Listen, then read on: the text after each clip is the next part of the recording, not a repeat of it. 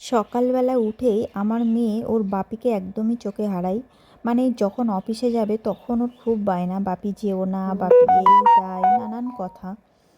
তো হচ্ছে ডেলিকার রুটিন। ওর বাপি যখন যাবে তখন এই যে আমাদের এই স্কুটিতে বসে ও ওই গেট পর্যন্ত যাবে, মানে আমাদের মেন রাস্তার ওই পর্যন্ত যাবে। তো ও এটাতে খুবই আনন্দ পায়। মাঝে মাঝে ওর লেট হয়ে যায় অফিসে যেতে, তবুও মেয়ের বায়না রাখতেই হবে। তারপর ওই পর্যন্ত যখন যাবে বাপিকে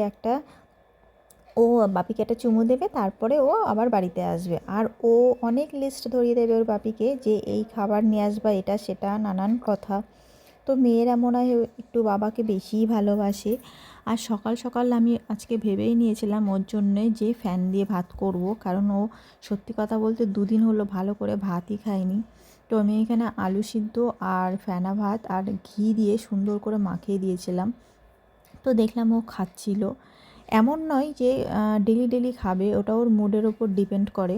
তো আজকে আমি সকালবেলা ভেবেছিলাম ওটা করে দেবো, ও খাই কিনা দেখব। তো আজকে একটু সকালবেলা পেট ভরে ভাত খেলো।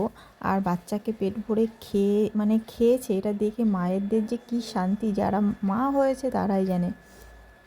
তারপর সমস্ত কিছু কাজ করার পর আমাকে বাইরে যেতে হবে। আজকে ছিল সোমবার, কিন্তু কী আর করা যাবে, সামনে ঈদ আছে, ঈদের জন্য একটু কাজের চাপও আছে। আর সকালবেলা প্রচুর কাচাকুচি করেছি, আর বাসন টাসন মেজে শরীরটা একদমই ছেড়ে দিয়েছে, একদমই ভালো লাগছিল না। আর যেহেতু আজকে সোমবার ছিল, আমি ভাবতেও পারিনি যে আজকে বেরোতে হবে। তো যাই হোক, কী আর করা যাবে, কাজের জন্য আমার বেরোতেই হবে।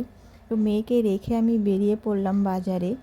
আর খুব বেশিক্ষণ লাগবে না যেতে আসতে, যেটুকু সময়, আর মালটা রেডি করাই আছে।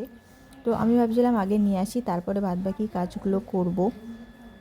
তা একবার না বাইরে বেরোলে বাড়িতে এসে আর কোনো রকম কাজ করতে ভালো লাগে না, শরীরটা এলিয়ে যায়, কিন্তু কিছু করার নেই। আর এই যে দেখো মালটা নিয়ে নিয়েছি আমি, পুরো এক ব্যাগ মাল আছে এর মধ্যে। এগুলো সব কালকে হচ্ছে বিকালের মধ্যে আমাকে কমপ্লিট করে দিতে হবে।